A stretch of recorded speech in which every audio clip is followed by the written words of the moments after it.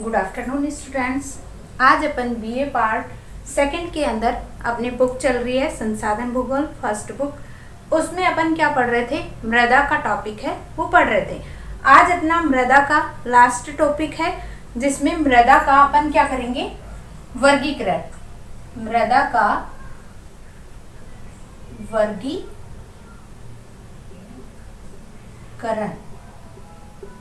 यानी कि मृदा को कितने भागों में बांटा गया है, इनकी विशेषताओं के रूप में अगर बात करते हैं मृदा की तो मृदा की क्या क्या विशेषताएं होती हैं, कौन कौन सी मृदा है, कैसी पाई जाती है, उनका रंग कैसा है, इनमें खनिज पदार्थों की मात्रा है वो कितनी पाई जाती है, कौन कौन से खनिज पदार्थ पाए जाते हैं, कौन से की ज्यादा मात्रा है, किसकी कम है, कौन सी मृदा है वो उपजाऊ है, कौन सी मृदा है कौन से क्षेत्रों में पाई जाती है। तो इस तरीके से अपन क्या करेंगे, आज मृदा का वर्गीकरण है वो पढ़ेंगे। इससे पहला टॉपिक था अपना मृदा परिच्छेदिका।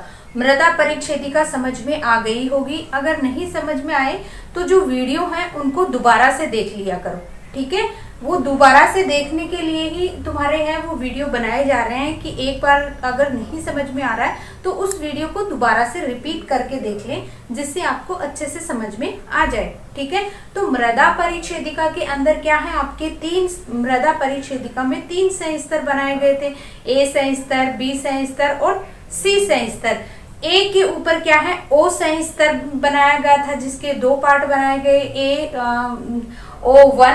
O1 और O2। इस तरीके से ये क्या है आपका ओ अंग्रेजी का एक अक्षर है वो डिसाइड किया गया कि ऊपरी जो भूपर्पटी है उसके लिए क्या है आपका ओ अक्षर है अंग्रेजी का, ये बनाया गया। इसके अंदर क्या है आपके जैविक पदार्थ है वो अधिक मात्रा में है और जैसे जैसे और गहराई में जाते जाते हैं तो क्या है जैविक जो पदार्थ होते हैं, जीवांश जो होते हैं उनके अंदर क्या है थोड़ी कमी आती चली जाती है। और इसी तरीके से क्या है आपकी जो 20 संस्तर ऐसी संस्तर है उनको क्या है अलग अलग हिस्सों के अंदर बांट दिया गया, जैसे ए संस्तर 1, 2 और 3 इस तरीके से बांट दिया गया। और इनके बीच का जो संक्रमण क्षेत्र है वो आपका ए संस्तर को माना गया। इन दोनों के बीच के जो लक्षण है ओ के और ए के जो लक्षण पाए जाते हैं वो संक्रमण क्षेत्र कहलाता है। तो इस तरीके से क्या है मृदा परिच्छेदिका की अपन ने क्या है सविस्तार वर्णन किया था।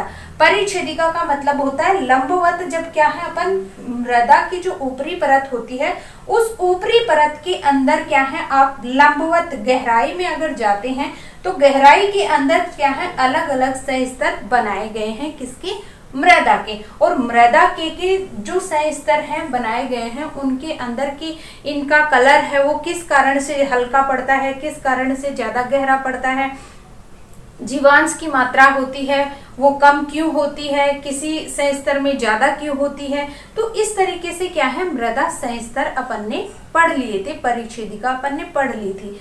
आज अपना वर्गीकरण है किसका, मृदा का। मृदा के बारे में लगभग अपन ने क्या पढ़ लिया, उनकी अर्थ है, परिभाषा है, प्रभावित करने वाले कारक है, मृदा परिच्छेदिका है, ये सारे अपन ने पढ़ लिए थे। अपन किसके संदर्भ में पढ़ रहे हैं, विश्व के संदर्भ में, ना कि राजस्थान ना कि भारत। अपन विश्व के संदर्भ में किसका वर्णन कर रहे हैं, मृदा का वर्गीकरण अपन पढ़ रहे हैं। तो सबसे पहले क्या है मृदा के वर्गीकरण की 1938 में, ठीक है, 1938 में इसका मृदा का 1938 में मृदा का वर्गीकरण किया गया जिसमें संयुक्त राज्य कृषि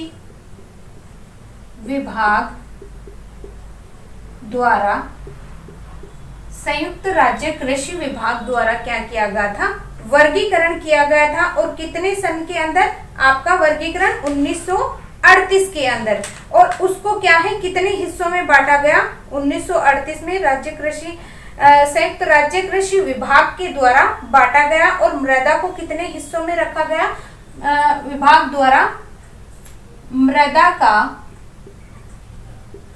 वर्गीकरण किया गया। ठीक है, किसका? मिट्टी का या मृदा का। कितने हिस्सों में बांटा गया? 3 भागों में मृदा का वर्गीकरण किया गया, जिसे 3 वर्गों में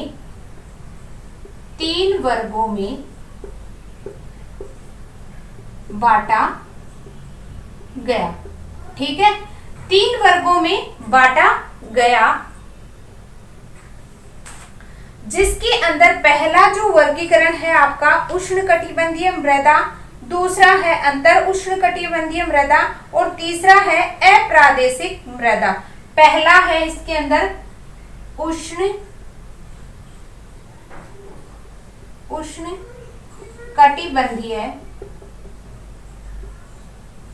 मृदा,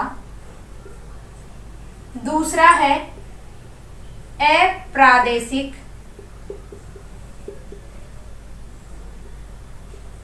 मृदा और तीसरा है अंतरा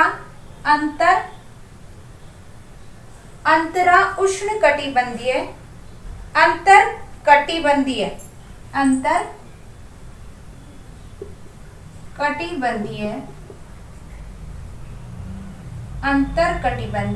मृदा।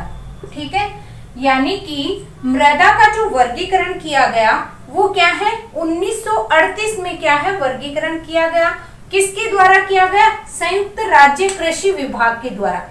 संयुक्त राज्य, तुम्हारे न्यू टाइप का क्वेश्चन भी बनता है कि जैसे मृदा का वर्गीकरण पूछ लिया कि मृदा का वर्गीकरण है वो सबसे पहले 1938 में किया गया और किसके द्वारा किया गया? संयुक्त राज्य कृषि विभाग के द्वारा इसका वर्गीकरण किया गया। और कितने हिस्सों में रखा गया? 3 हिस्सों में रखा गया। पहला उष्णकटिबंधीय, अप्रादेशिक और अंतरकटिबंधीय मृदा। उष्णकटिबंधीय मृदा को कितने हिस्सों में बांटा गया? 2 हिस्सों में बांटा गया, पेडाल्फर और पेडोकल।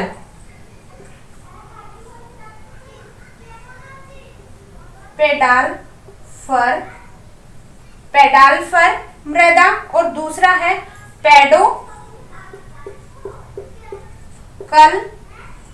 मृदा। ठीक है, पेडाल्फर और पेडा, यानी कि उष्णकटिबंधीय जो मृदा है उसको 2 हिस्सों के अंदर रखा गया। उसका नाम रखा गया पेडाल्फर मृदा और पेडोकल मृदा। इस तरीके से 1938 में तो मृदा का वर्गीकरण 3 हिस्सों में रखा गया और तीनों हिस्सों में रखने के बाद में आपका वर्गीकरण है वो क्या है? वृहद मृदा वर्गीकरण तंत्र। जैसे मान लो ये अगर लिखना चाहते हो तो लिख सकते हो, अदरवाइज मिटा रही हूँ। ठीक है, आपका जो वर्गीकरण है 1938 में होने के बाद में आपका जो वर्गीकरण है सन 1975 में फिर से क्या है? संयुक्त राज्य अमेरिका के द्वारा मृदा सर्वेक्षण विभाग द्वारा प्रस्तुत किया गया, जिसमें क्या है 1975 के अंदर आपकी मृदा जो है उसका वर्गीकरण किया गया। उसके अंदर फिर से क्या है आपका जो मृदा वर्गीकरण है उसको 10 भागों में बांटा गया, लेकिन 1990 में एक मृदा और शामिल की गई। लास्ट जो मृदा वो थी एडिसोल मृदा। तो इस तरीके से विश्व की जो मृदा वर्गीकरण है वो आपका कितने हिस्सों में रखा गया? 11 भागों के अंदर मृदा का वर्गीकरण है, वो अपन विस्तार से पढ़ेंगे, चर्चा करेंगे। ठीक है, यानी कि 1938 में मृदा का वर्गीकरण करने के बाद में संयुक्त राज्य 1975 में मृदा का वर्गीकरण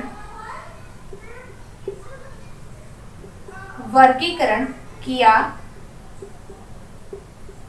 1975 में मृदा का वर्गीकरण किया गया किसके द्वारा? संयुक्त राज्य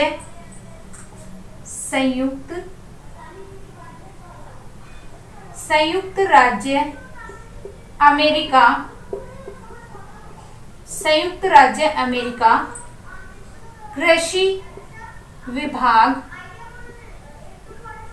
व सर्वेक्षण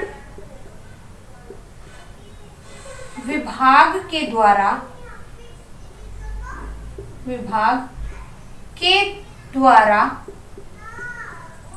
मृदा का वर्गीकरण किया गया, जिसमें मृदा को 10 भागों में बांटा गया। लेकिन 1990 में फिर से एक और मृदा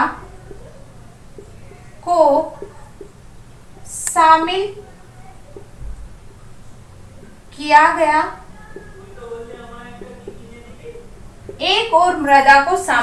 गया। वो मृदा है आपकी एंडीसोल। शामिल किया गया वो है एंडीसोल मृदा। ठीक है, वो है एंडीसोल मृदा। ठीक है, जैसे नॉर्मली तुम्हारे न्यू टाइप के क्वेश्चन जो बनते हैं उनमें ये पूछा जा सकता है कि 1938 में जब मृदा का वर्गीकरण किया गया था तो मृदा को कितने भागों में बांटा गया। तब तो तुम्हारे कितने आएंगे, 3 भाग। ठीक है, 3 भाग कौन से, उष्णकटिबंधीय, अंतर कटिबंधीय और अप्रादेशिक वर्गीकरण। 3 पार्ट हो गए। कितने सन में, 1938 में। किसके द्वारा विभाजित किया गया था, संयुक्त राज्य कृषि विभाग के द्वारा इसका वर्गीकरण किया गया था। लेकिन इसके बाद में इस वर्गीकरण को क्या है, सामान्य रूप से और बढ़ा दिया गया। इस मृदा को कितने भागों में बांटा गया, 10 भागों में। कौन से सन में, पूछा जा सकता है कि 1975 में जब मृदा का वर्गीकरण किया गया तो मृदा को कितने हिस्सों में बांटा गया। तो आपके कितने भाग आएंगे, मृदा को 10 भागों के अंदर बांटा गया। लेकिन धीरे धीरे क्या है, 1990 के अंदर फिर से क्या है, सर्वेक्षण विभाग के द्वारा एक और मृदा को शामिल किया गया। वो मृदा आपकी कौन सी है, एंडीसोल मृदा। अब क्या है, अपन मृदा का वर्गीकरण है, सविस्तार इसका वर्णन करेंगे। तो सबसे पहले अगर वर्णन के अंदर आता है तो आपकी आती है एंडीसोल मृदा।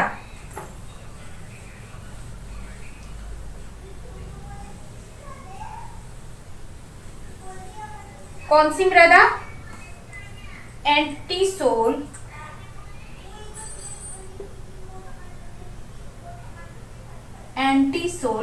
मृदा। ठीक है, इसके इंग्लिश नाम ही है, हिंदी में इनके नाम नहीं है। ठीक है, इनको ऐसे ही याद करना पड़ेगा। एंडीसोल मृदा की विशेषता के रूप में अगर अपन देखते हैं तो इस मृदा के अंदर क्या है, इसका विकास पूर्ण जलवायु के रूप में, इस मृदा का जो विकास है वो विकास पूर्ण रूप से नहीं हो पाया है। ये एक क्या है, नवीन मृदा के रूप में शामिल है, जिस कारण इसके अंदर सह स्तर जो बने हुए हैं, ए सह स्तर, बी सह स्तर, उन सह स्तरों को इसके अंदर शामिल नहीं किया गया है। इसकी अगर आगे बात करते हैं तो इस जलवायु का जो विकास है, इसके ऊपर जलवायु का अधिक प्रभाव नहीं पड़ता है। कि कौन कौन सी विशेषता हो गई, यह है पूर्ण विकसित मृदा नहीं है। ठीक है, पूर्ण विकसित मृदा नहीं है। दूसरी अगर इसके विशेषता की बात करते हैं,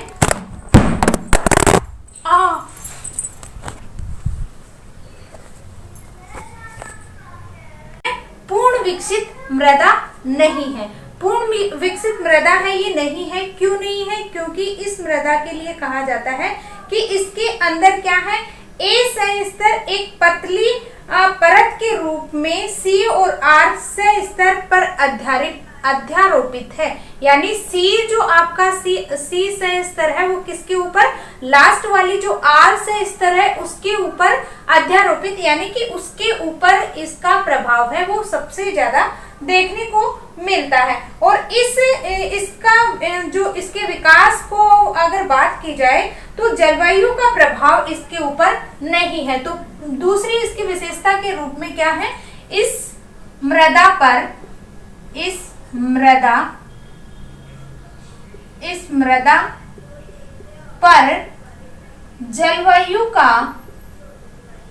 जलवायु का प्रभाव नहीं पड़ता। ठीक है, इस मृदा पर जलवायु का प्रभाव है नहीं पड़ता है। और दूसरी अगर इसकी विशेषता की बात करते हैं तो आपका क्या है, सी से स्तर जो आपकी मृदा परिच्छेदिका में जो से स्तर पढ़ाए थे उसके अकॉर्डिंग क्या है, सी से स्तर, आर से स्तर पर अध्यारोपित है या इसका प्रभाव है। तो एंटीसूल मृदा की कौन कौन सी विशेषता हो गई, ये अगर विशेषता के रूप में देखा जाए एंटीसूल को, तो ये क्या है, आपकी पूर्ण विकसित मृदा नहीं है, अभी भी इसका विकास क्या है, चालू है, या अभी भी इस मृदा का विकास है वो हो रहा है। इस मृदा के ऊपर जलवायु का प्रभाव नहीं पड़ता है। जैसे मान लो आपकी जो है कौन सी, काली मृदा के ऊपर क्या है, जलवायु का प्रभाव है वो नहीं पड़ता है। जलवायु का प्रभाव नहीं पड़ता है, क्यों नहीं पड़ता है, क्योंकि काली मृदा का जो निर्माण हुआ है वो किससे हुआ है, ज्वालामुखी से। ठीक है, तो इस मिट्टी के ऊपर जलवायु का प्रभाव है वो नहीं देखने को मिलता है। बाकी जो आपकी जो मृदा है उनके ऊपर जलवायु का प्रभाव है वो अधिकतर देखने को मिलता है कि कौन सी जलवायु है, जैसे उपोष्ण कटिबंधीय जलवायु है, उष्ण कटिबंधीय जलवायु है, आपकी मध्य अक्षांशीय जलवायु है। तो जलवायु का प्रभाव किसके ऊपर पड़ता है, मृदा के ऊपर पड़ता है। लेकिन जो आपकी एंटीसूल मृदा है उसके ऊपर भी किसका प्रभाव नहीं पड़ता है, जलवायु का प्रभाव है वो नहीं पड़ता है। दूसरी आपकी मृदा के रूप में अगर पढ़ते हैं तो आपकी कौन सी है, हिस्ट्रोसोल मृदा। दूसरी मृदा है हिस्ट्रोसोल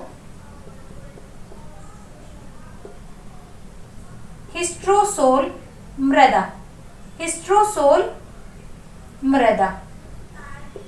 इसकी अगर विशेषता के रूप में अगर अपन बात करते हैं तो इस मृदा के अंदर क्या है, जैविक पदार्थ कौन से हैं, जिसमें जीव जंतु, पेड़ पौधे, मनुष्य, ये सारे क्या है इस मृदा के अंदर सम्मिलित किए जाते हैं। तो ये मृदा है क्या है, जैविक पदार्थ जो हैं उन पदार्थों से क्या है, निर्मित है, इसलिए इस मृदा को जैविक मृदा भी कहा जाता है। इस मृदा के अंदर क्या है, जल जो होता है वो क्या है, संतृप्त पाया जाता है। मतलब इस मृदा के अंदर क्या होता है, जल की आपूर्ति है वो अधिक होती है। अगर इस क्षेत्र की बात की जाए मृदा के रूप में तो ये मृदा है आपकी क्या है, दलदली, यानी कि पीट दलदली जो दलदली क्षेत्र होते हैं वहां पे ये मृदा है, यानी कि पानी जिस क्षेत्र के अंदर अधिक पाया जाता है वहां पे ये मृदा है वो अधिक विकसित होती है। अगर इस क्षेत्र में बात की जाए तो इस क्षेत्र के लिए कहा जाता है कि ये क्या है, दलदली, बंजर और पीट भूमि के अंदर इस मृदा का विकास है वो सबसे ज्यादा माना जाता है। और इस मृदा का विकास है वो सी स्तर के अंदर क्या है, जैविक पदार्थों की मात्रा है वो इसमें अधिक देखने को मिलती है। ये जो मृदा है ये क्या है, इस मृदा के अंदर अम्लीय पदार्थों की मात्रा है वो अधिक मिलती है, जिससे क्या है, पोषक तत्वों की कमी पाई जाती है। इस क्षेत्र के अंदर क्या है, आपकी पोषक तत्वों की कमी होने की वजह से इस क्षेत्र में क्या है, जहां पे ये मृदा पाई जाती है तो इस क्षेत्र में क्या है, पोषक तत्वों की कमी होने की वजह से खाद्य पदार्थ होते हैं वो तो कम उगाए जाते हैं, और आपके जैसे सब्जी है, सब्जियों में आपकी गोभी है, गाजर है, या जो तुम्हारी क्या होती है शकरकंद होती है, आलू जो होते हैं, वो इस मृदा के अंदर क्या है अधिक उगाए जाते हैं या अधिक फसलें उगाई जाती हैं। अगर इसकी और विशेषता के रूप में अगर बात की जाए तो इसमें क्या है, चूने और उर्वरक, जो चूना जो होता है, चूना और उर्वरक छिड़क कर इस मृदा को क्या है उपजाऊ है वो बनाया जाता है। तो इसकी विशेषताएं हैं वो लिख लेते हैं। ये क्या है, ये जैविक मृदा, जैविक मृदा के रूप में मानी जाती है। ठीक है, जल की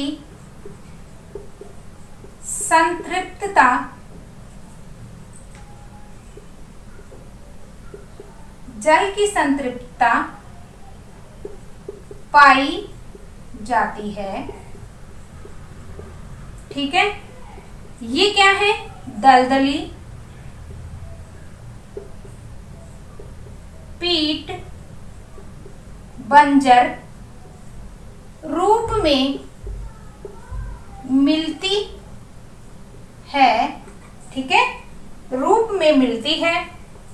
आगे इसकी बात करते हैं तो इसके अंदर क्या है, पोषक तत्वों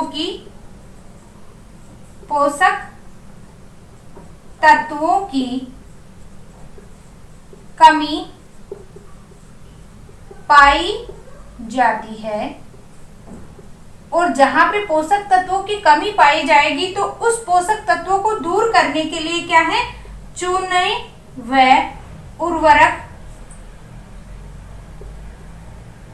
उर्वरक की मात्रा बढ़ाई जाती है। इस क्षेत्र में क्या है, आपके कौन सी जो आपकी जैसे आलू, शकरकंद,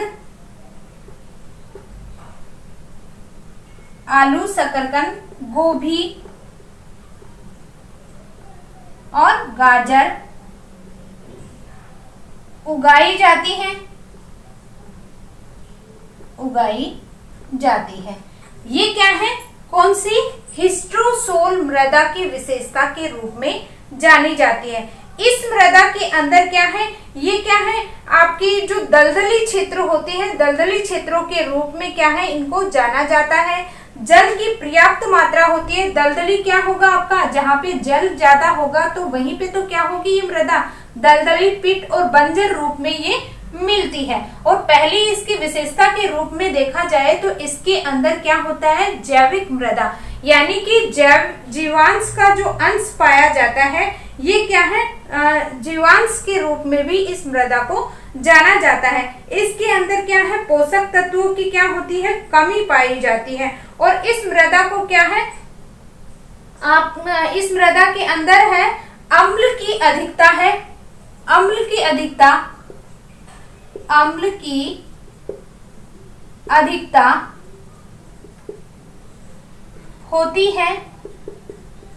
देखो, मृदा के लिए कहा जाता है कि अम्लीय, क्षारीय और उदासीन, तीन प्रकार की अगर अपन रासायनिक रूप में देखा जाए तो इस क्षेत्र के अंदर ये क्या है, ये मृदा अम्लीय रूप में देखने को मिलती है, या अम्ल की जो अधिकता होती है वो ज्यादा पाई जाती है, जिस कारण यहाँ पे क्या है, पोषक तत्वों की कमी पाई जाती है, यानी कि अधिक जो कृषि कार्य करने योग्य ये जो आपकी मृदा है वो कृषि करने योग्य नहीं है। अगर इनकी और विशेषता की बात करते हैं तो इसके जो उर्वरकता को बढ़ाने के लिए किसको काम में लेते हैं, चूने व उर्वरक की मात्रा को बढ़ाया जाता है, जिससे क्या है, इस क्षेत्र में आलू, शकरकंद, गोभी, गाजर आदि इसके अंदर उगाए जाते हैं।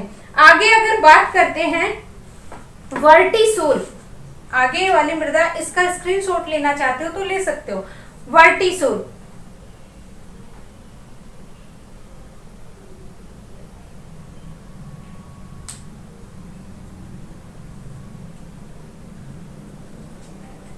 ठीक है। दूसरी है आपकी तीसरी मृदा। कितने प्रकार की मृदा पढ़ेंगे अपन? 11 प्रकार की। ठीक है।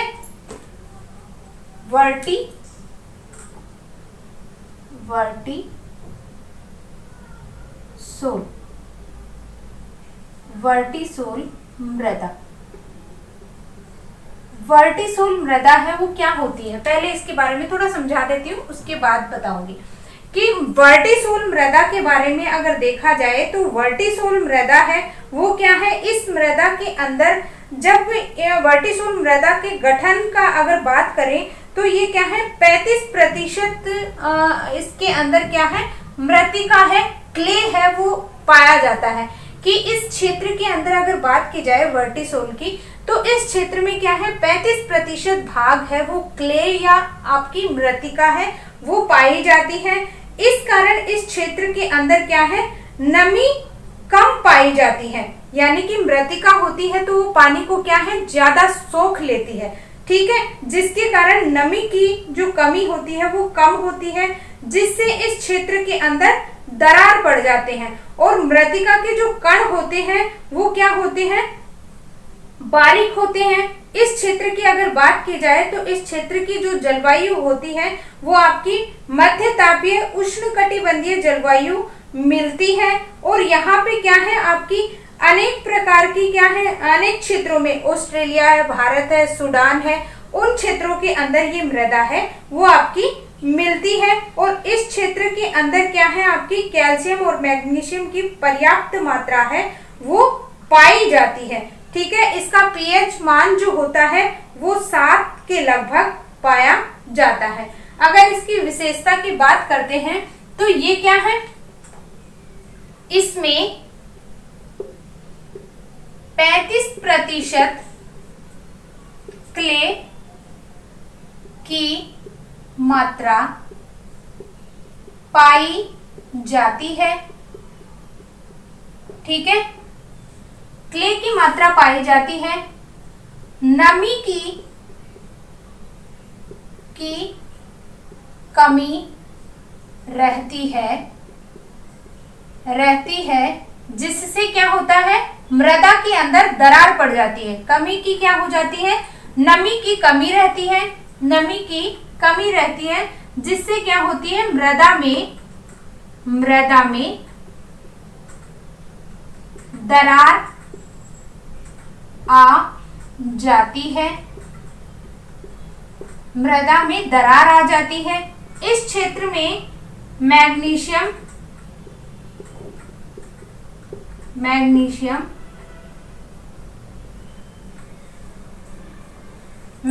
व कैल्शियम की मात्रा पाई जाती है। क्षेत्र की अगर बात करते हैं तो भारत,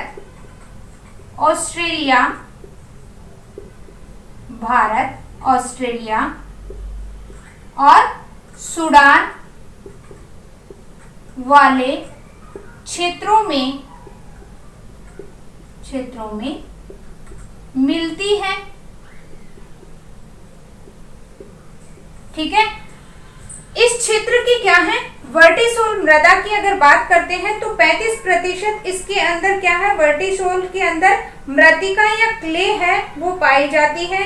इस कारण इसके अंदर नमी की कमी पाई जाती है और इस मृदा के कारण इसी से क्या है, दरार पड़ जाती है। और दरार पड़ने के कारण इस क्षेत्र के अंदर जो दरार है वो पड़ती क्यों है, क्योंकि इस क्षेत्र में क्या होती है, नमी की कमी पाई जाती है। नमी की कमी होगी तो क्या होगी, उस मृदा के अंदर दरारें आ जाती हैं। दूसरा, अगर इस क्षेत्र की बात की जाए तो ये क्या है, मध्य तापीय और उष्णकटिबंधीय जलवायु में मिलती है। ये क्या है, मध्य तापीय व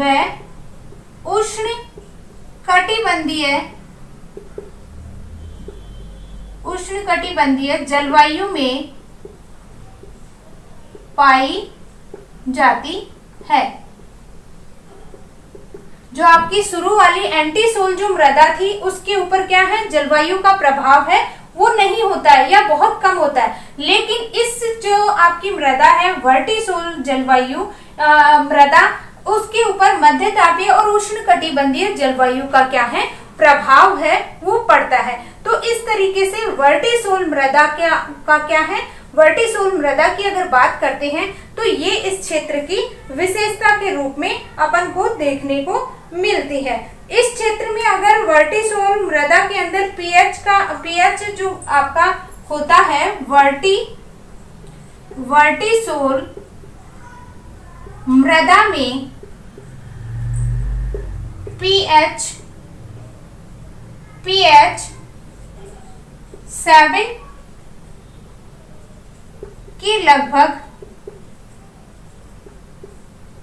होता है, यानी कि अम्लीय, क्षारीय और आपकी उदासीन के ऊपर क्या है, लगभग आपका क्या है 7 जो मृदा होती है वो आपकी उदासीन मानी जाती है। और 7 से कम वाले पीएच जिसका कम होता है वो आपकी क्या होती है, अम्लीय होती है। और 7 से ज्यादा जो होता है वो क्षारीय वाली मृदा के अंदर सम्मिलित किया जाता है। तो वर्टिसोल मृदा जो होती है उसका पीएच कितना पाया जाता है, लगभग 7 के करीब पाया जाता है। तो इस क्षेत्र में क्या है, आपकी कैल्शियम और मैग्नीशियम की मात्रा है वो भी पाई जाती है।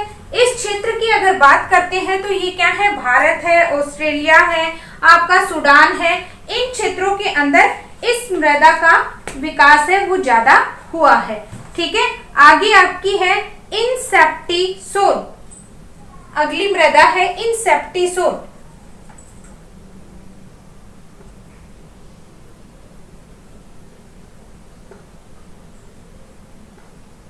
इनसेप्टिसोल कौन सी मृदा है ये, इनसेप्टिसोल मृदा। ठीक है, इस मृदा के बारे में अपन अभी पढ़ेंगे। देखो साथ साथ इसको नोट करते जाना, नोट्स बनाते जाओ, क्योंकि तुम्हारे एग्जाम में तुम्हारे पास नोट्स नहीं होंगे। इसलिए जब भी क्लास वीडियो स्टार्ट होता है तो कॉपी पेन लेकर बैठ जाया करो और साथ साथ तुम्हारे क्या है नोट्स भी बनते जाएंगे, जिससे क्या है एग्जाम में तुम्हें पढ़ने में आसानी हो जाएगी।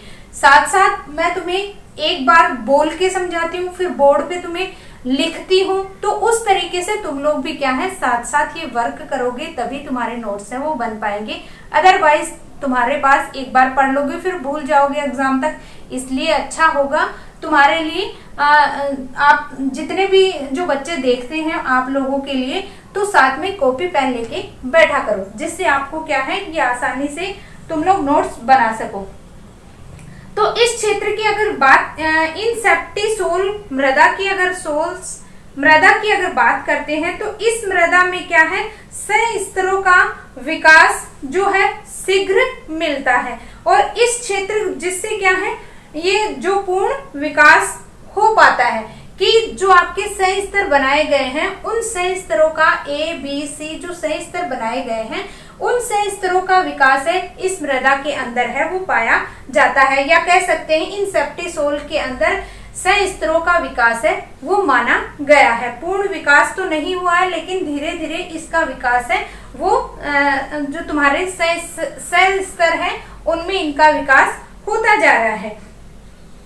अगर देखा जाए तो इसमें जल इतना रहता है कि वर्ष के 1/3 समय में पौधे हैं वो जीवित रह सकते हैं, कि इस क्षेत्र के अंदर जो जल भरा हुआ होता है वो वर्ष का 1/3, यानी कि नॉर्मली अगर जैसे मान लो 100 रुपए की क्या है 25 रुपए है, वो अगर काम में ले लेते हैं तो क्या है मतलब जिस तरीके से 100 रुपए का जो 25वां हिस्सा 4th या 2/3 मान लो आपका 2/3 हो गया आपका 75 के करीब।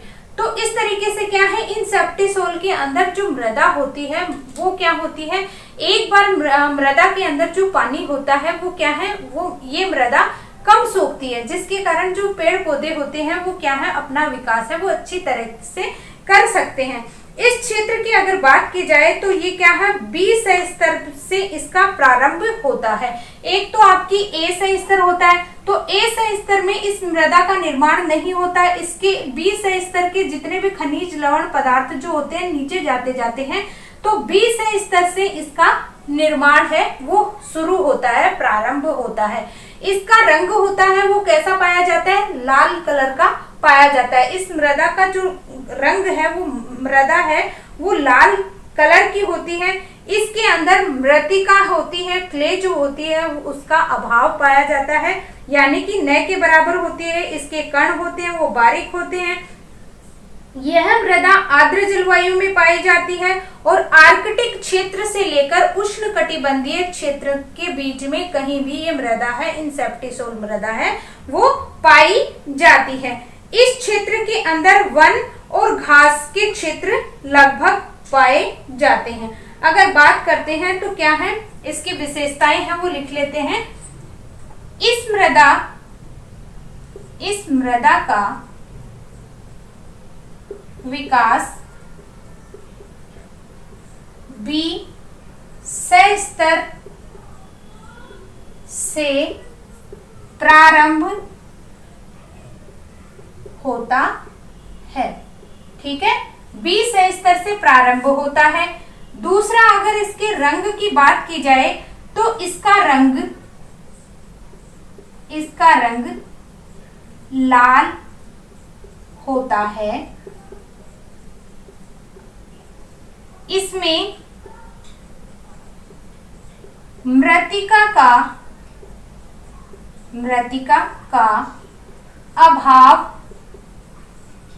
अभाव पाया जाता है। यह क्या है,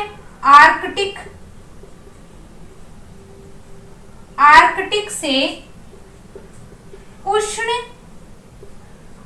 कटिबंधीय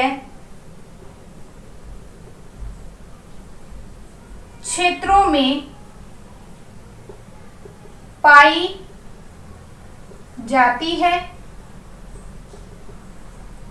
उष्ण कटिबंधीय क्षेत्रों में पाई जाती है। इनके आगे विकास की बात करते हैं तो इस क्षेत्र के अंदर क्या है, आपका क्या है, पानी की मात्रा होती है वो क्या होती है, पानी इस मृदा में कम चाहिए होता है। क्यों, ये मिटा दूं, क्यों होता है, क्योंकि इसमें मृदा के कण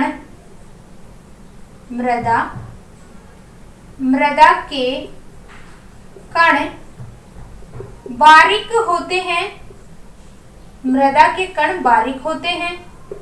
ठीक है, इस क्षेत्र में कौन से क्षेत्रों के अंदर, इंसेप्टिसोल जो मृदा पाई जाती है उसकी अगर अपन बात कर रहे हैं।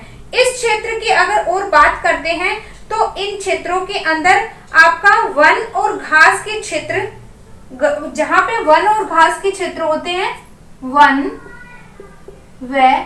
वनों से आवृत व घास वाले क्षेत्रों में यह पाई जाती है। ठीक है, इसकी क्या क्या विशेषता होगी आपकी, इस मृदा का विकास बी से स्तर से प्रारंभ होता है। इसका रंग होता है वो कैसा पाया जाता है, लाल पाया जाता है। इस क्षेत्र में जो मृत्तिका होती है, क्ले जो होती है, उसकी क्या होती है, अभाव पाया जाता है। इसके जो पानी है इस क्षेत्र में मृदा को कम चाहिए होता है। इसमें क्या होते हैं, बारीक कण होते हैं। और ये क्या है, आर्द्र जलवायु की मृदा इसमें पाई जाती है। आर्द्र जलवायु पाई जाती है। जहां पे आर्द्र जलवायु होगी, आर्द्र का मतलब होता है जिस क्षेत्र में नमी होती है या ठंडे स्थान। आर्द्र का मतलब होता है जिस क्षेत्र में नमी होती है। एनी टाइम जिस क्षेत्र में नमी पाई जाएगी वहां पे ये जो मृदा है उसका विकास ज्यादा होता है। कौन सी का? इंसेप्टिसोल्स का। ठीक है, इंसेप्टिसोल्स है उसका विकास है वो अधिक पाया जाता है। आगे अगर बात करते हैं तो आगे आपकी कौन सी मृदा आती है? एरिडोसोल। ठीक है, एरिडोसोल मृदा है, एरिडोसोल मृदा। ठीक है, एरिडोसोल मृदा की अगर विशेषता के रूप में अगर बात करते हैं तो आपकी एरिडोसोल मृदा है वो लगभग आपके 19.2% भाग पर फैली हुई है। एरिडोसोल मृदा है वो क्या है? 19.2% भाग के ऊपर फैली है।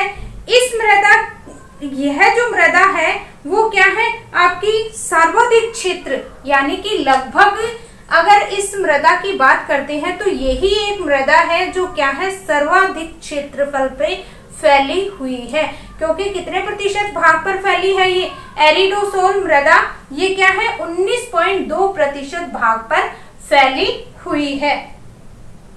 इसके अंदर ये मृदा क्या है? शुष्क होती है, जीवाश्म इसमें कम पाए जाते हैं, वर्षा है वो भी कम होती है, समय के अनुसार वर्षा का कम पाई जाती है। इसके अंदर गहराई पर कार्बोनेट पदार्थ का संग्रहण मिलता है। इसका निर्माण शुष्क मरुस्थलीय दशाओं में होता है। यहाँ पे क्या होता है? वर्षा होती है वो क्या होती है?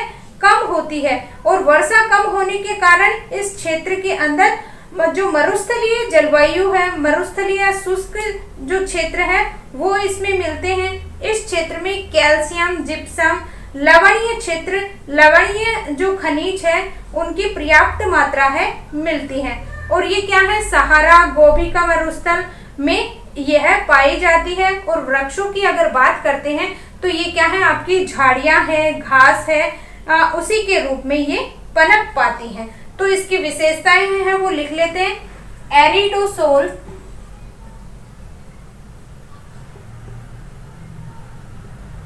एरिडोसोल्स मृदा, एरिडोसोल मृदा, सोल्स लिख दिया ना, एरिडोसोल। ठीक है, एरिडोसोल। ठीक है, इस मृदा का अगर बात करते हैं तो ये क्या है? विश्व या पृथ्वी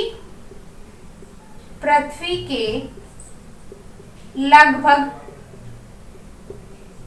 19.2% भाग पर पाई जाती है। ठीक है, इस मृदा का ही क्या है? सर्वाधिक संपूर्ण विश्व के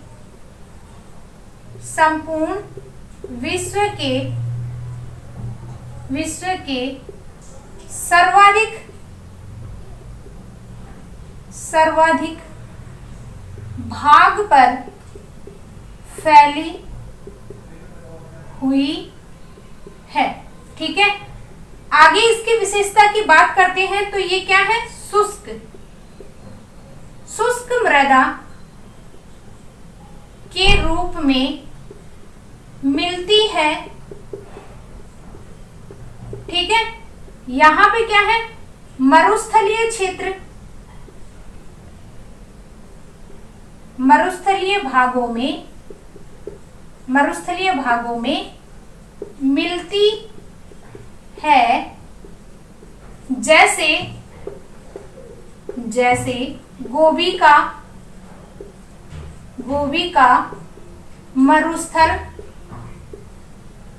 का मरुस्थल, सहारा मरुस्थल, गोबी का मरुस्थल, सहारा मरुस्थल, इन्हीं क्षेत्रों के अंदर क्या है? ये मृदा है वो पाई जाती है।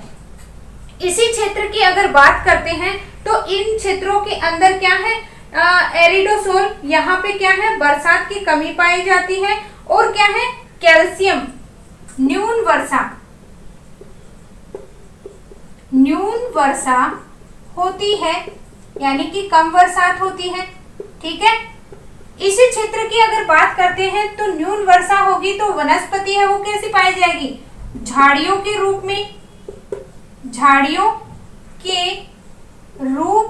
में वनस्पति मिलती है। ठीक है, जहां पे देखो कहीं भी अगर बरसात है वो कम होगी तो नॉर्मली क्या है, एक आइडिया के रूप में लगा लेना कि वहां पे क्या है, झाड़ियों के रूप में, या जो कांटेदार वृक्ष है वहीं पे जहां पे कम बरसात होगी, मरुस्थलीय क्षेत्र होगा, वहां पे क्या है, आप कांटेदार झाड़ियों के रूप में वनस्पति मिलती है। इसी के साथ अगर बात करते हैं तो छोटी छोटी घास भी यहाँ पर पाई जाती है। ठीक है, इस क्षेत्र में कैल्शियम,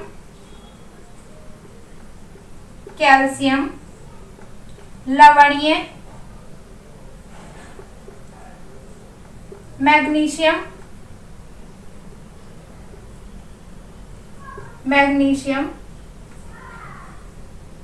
की मात्रा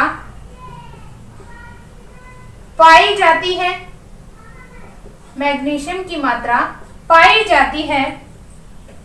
इस क्षेत्र की अगर और विशेषता के रूप में देखते हैं तो ये क्या है, इस क्षेत्र के अंदर जो कैल्शियम, मैग्नीशियम और ये जो लवणीय क्षेत्र है वो खनिज पदार्थों के रूप में क्या है, कम पाए जाते हैं। क्यों पाए जाते हैं, क्योंकि यहाँ पे क्या है, आपकी ये जो कैल्शियम, लवणीय, मैग्नीशियम की मात्रा क्या है, इसमें आपकी कम पाई जाती है या अधिक पाई जाती है।